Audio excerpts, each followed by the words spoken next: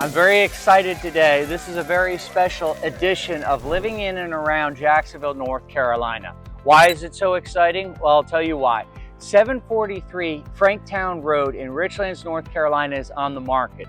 And unlike most homes, okay, this home has something very special for the homesteader, for the gardener, for the prepper that's out there. I'm talking to you. I know you're somewhere.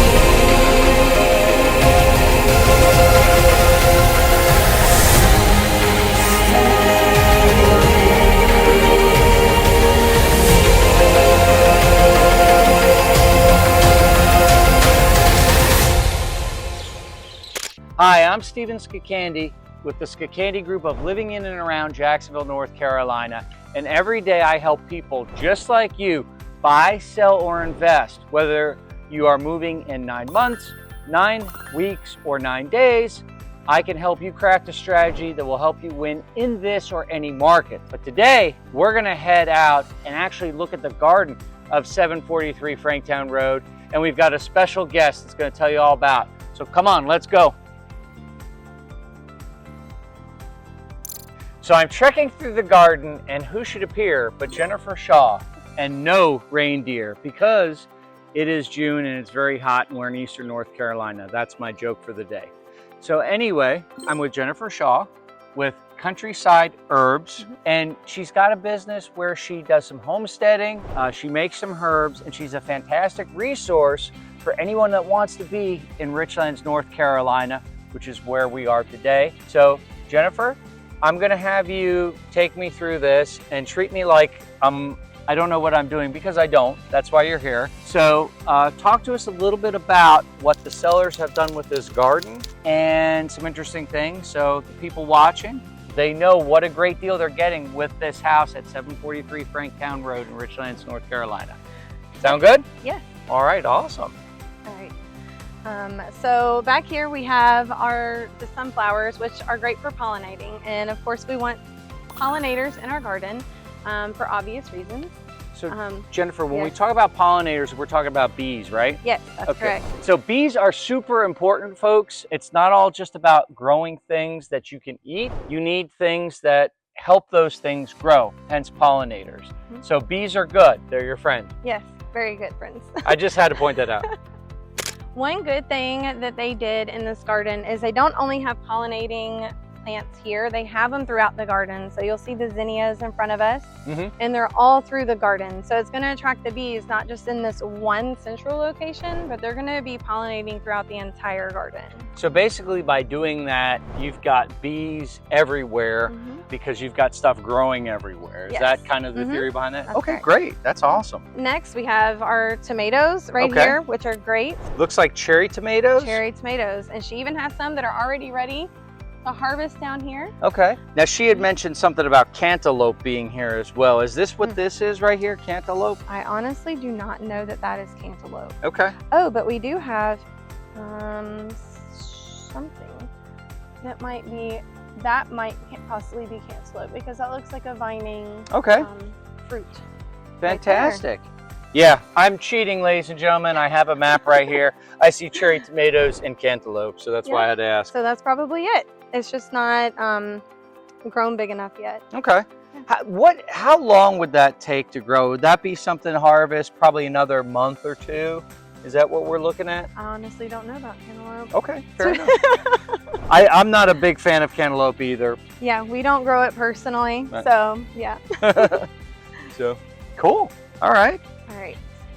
So we'll keep walking. We have more tomatoes here, and I love how she's trellised these tomatoes. It's something I would love to do in my personal garden. This is a great idea. Yes. I've done something similar to this. These sections are hard to move because this is like a 16-foot section, and I had to get a trailer to do it. But yeah, these are great. So the point of doing this versus a tomato cage is your tomato cage keeps it all compact, so there's not a lot of good airflow in there. Also, when you're going to harvest, they're all, you know, in there, you can't reach them. Where with the cattle panel, you can literally they have like little clips and you can clip all the limbs wherever they're going. So, I mean, this one you could clip here. It has airflow and you can easily get access to the tomatoes that are growing. So I love what she's done here with the cattle panel. That's a really good trick. I didn't even think about how important it is to do that with tomatoes. All right, so now with the cucumbers, I have been told that there are male and female flowers with cucumbers. Is that correct? That is correct. Oh, wow. Look at me go. So if you look here, there is a flower here with a fruit on it. And so that tells us that that is our female flower. And if you don't have a good pollination in your garden, you can always take a male flower that doesn't have a fruit on it and self-pollinate with this flower to that flower. And then you'll get your mature fruits. Also, I don't know if all squash do that, but there are also some squash that have the male and female flowers also that you can do that with. Okay, outstanding. Did not know that. Yeah, did not know about the flower thing, but now we know. Okay, according to my map here, this one says kitchen herbs, but I don't know what I'm looking at all. Okay. So. All right, so over here we have dill. Okay. Which is great for making pickles. So whenever you harvest the cucumbers over there, you can add it to your pickles. I have some fermenting on my counter right now. And then we have sage down here, which I love sage. I will put it in everything. And then cilantro, which has already gone to seed. So once it is finished, you can actually harvest these seeds and plant them next year. Oh, wow. Okay. And then tarragon, which I don't know much about, but it is a beneficial herb. Okay. And then oregano over here and basil. There are tons of other herbs that you could add to this garden that would make it a great kitchen herb garden. I know rosemary is one of those. That is another one of my favorites. Thyme, which I believe she has over there. But yeah, there's tons of things that she could add to, or anybody could add. So I guess my question is, if we're gonna do a homemade pizza, we've got oregano, we've got some other stuff, we should be good to go with what we've got here, right? Perfect. Okay, it looks like, according to the map, we've got ancho and banana peppers. Is that right? That's correct. Okay. Yep. So tell us a little bit about ancho. What's ancho? I'm not familiar with that. I am not familiar with ancho. Banana peppers, I know, are more of a sweeter pepper, but this is an ancho pepper. This one right here? Okay. So it looks like a little curly, but, well, that one's not curly though. But yeah, they look like little green peppers. I believe that they are spicy. Okay. Where the banana peppers are not going to be spicy. Oh, I didn't know that. I thought all peppers were spicy, but banana peppers are not. Banana peppers are not. Bell peppers, depending on which ones that you get, are not spicy either. Okay. But one thing that she has done here is she's also planted nasturtiums. So that's what these plants are right here with these flowers. Okay. Which is going to, like we've talked about already, bring our pollinators. But a lot of times the things that we plant are also bringing in the bugs that are going to get rid of the bugs that we don't want. Okay. So it serves two purposes. It brings the bugs we want, and then it brings the bugs that get rid of bad bugs. Okay. So that's good. She has really set this garden up really well. That's outstanding. Yeah.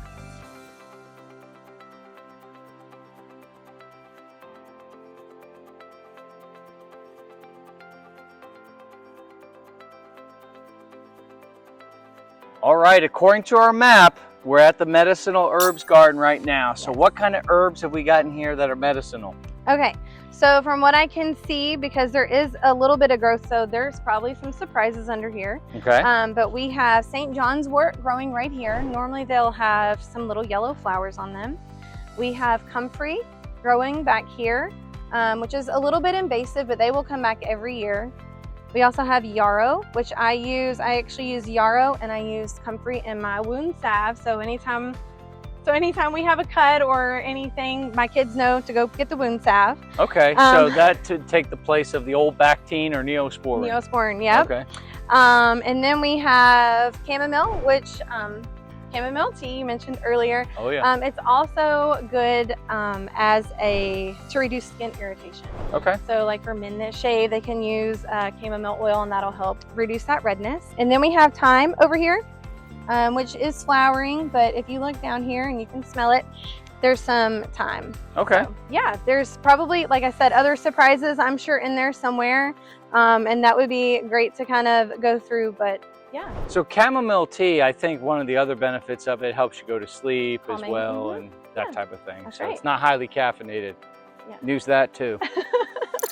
So I'm gonna go out on a limb here and say that this is corn, because this reminds me of Children of the Corn. Correct. And then we got maybe some kind of berry here. Is that what we're looking at? Yeah, it looks like raspberry or blackberry. It's kind of hard to tell. I'm gonna say blackberry, unless it's a thornless raspberry, because I don't see any thorns on the stems. So yeah, I would say, or maybe a mix of the two. So that's fascinating to me. You've got corn, which is a vegetable growing with a fruit. Is there some benefit of doing corn, vegetables and fruits together like that? In my garden, I actually mix all my crops. All my beds are different crops. And so the benefit that I see in that, and that I've actually noticed this year, is I planted peas in 4 different spots. One part of my peas, or one planting of my peas, got overtaken by aphids, but the other 3 did not. Okay. So I feel like if they had all been together, though, all my peas would have been taken out by Destroyed. aphids. So yeah, I find huge benefit in putting multiple crops in the same bed, yes. Now going back to like high school, middle school, probably even elementary school history, they talked about farming and, you know, growing crops in this field one year and switching it out every year. The benefit of doing it the way you do it is you're already doing that.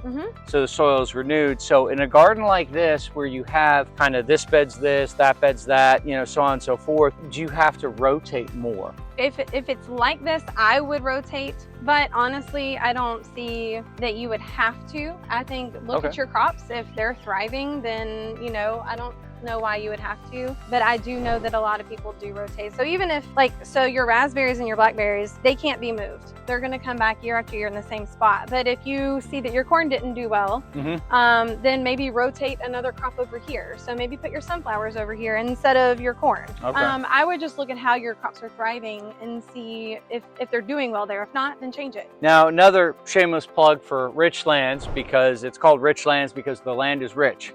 So probably not a lot you have to do to get the soil ready. I mean, sure, you know, maybe use fish carcasses, maybe use some old trash to a limited degree, that type of thing.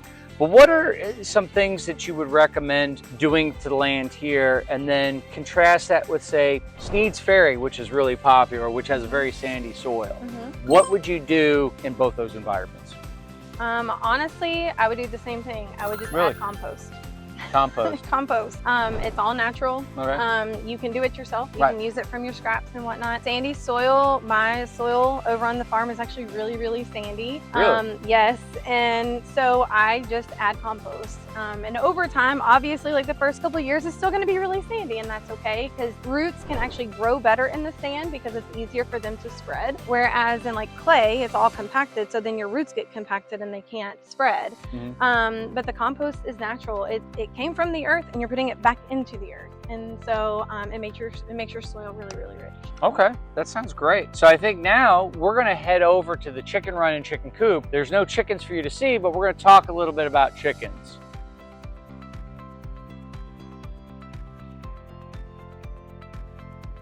So this is the part that I'm really excited about, because we're going into the chicken coop. So I'm all about the chickens. That's something I know about. Little bit. Let's go. So we'll start here with the chicken run. I love what he did with this. This is solid. It's not going anywhere. And I'll just open this up so you can see in. He made it so you can secure it. A couple things that I want to point out. First of all, what he used, some flakes and whatnot, so it's easy to clean, which is good because chickens poop a lot, right? The other thing he did was he put in these nesting bars so they can sit up here, hang out. He's got good shade all the way from the roof and on the side. But something he did that was really clever, I love how he set up these little feeding tubes right here. So he can dump the food in here, and then they just eat it as it goes down. That makes things really convenient if you want to go on a trip and you're not able to feed them every day. And then this door right here, it's set on a timer. This Run Chicken, download the app and you can go ahead and tell this when you want it to open or close. So that's fantastic, okay? Then I like what he did here, okay? He wants to keep the door shut, he can. This is the coop itself. This coop, once again, nice cedar, nice area for them to nest right here. And then these boxes, they can actually go in here and nest in these boxes, which is great. So he can easily come in here, collect the eggs. And then he's got a solar powered light. So keep that light on all year long. Really get those egg production up even in the winter time by running that light. So this is fantastic. But wait, there's more. Some other things I want to point out real quick. This area right here, the way he set this up, this side of the fence can actually just roll out. So by that, what I mean is it's hooked right here. So he's got little things like this set up. So he did that because he can go ahead and have the chickens come in or out of certain areas. That way he can let different greens, herbs and things like that grow. And the idea that was that once they've eaten everything out, he can seal them off so they can't get through here and go from there. So what am I missing? Okay, so I'm missing a lot. what I just did with my chickens is on the outside of the run, so if we come over here, on the outside, I planted herbs. I even did like some lettuce seeds and stuff like that, stuff that they eat normally. But I was thinking I add my herbs, dried herbs, to their feed, to their coop floor, to their dust bath. And so I went ahead and I planted fresh herbs because they can eat those too. They can eat anything really that they want. So I planted all around my run. That way they have fresh herbs, fresh vegetables. And then one thing I'm going to do is you can plant like morning glory or peas, anything that's vining on the outside. And then that's going to provide additional shade for your chickens. And it's a natural way to provide shade instead of using shade cloths and stuff like that. This I'm really excited about because I'm actually from a little place called Short Pump, Virginia. And the handle is kind of short, but check this out.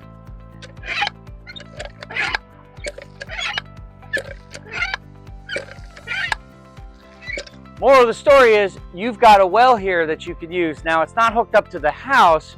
However, you can come out here to gather water. You can use it to water your plants, your herbs, for the chickens, that type of thing. And if you want to sit here and pump it, you can certainly fill up a bathtub with it over time. But moral of the story is if electric goes out, and eventually if electric goes out, you know, your plumbing won't work. This is based off your own muscle, so this will work. So I hope you've enjoyed your tour of the garden at 743 Francktown Road in Richlands, North Carolina. Heck, we never got a chance to look at the house, but that's okay because we're talking to you, prepper, homesteader, gardener. This house and this land is all for you. So if you were coming out of nowhere, you had no frame of reference, do you feel like it would be pretty easy for you to get started with a garden like this? Yeah, I think this is the perfect beginner homesteader or even an advanced homesteader. We already know that the soil is great.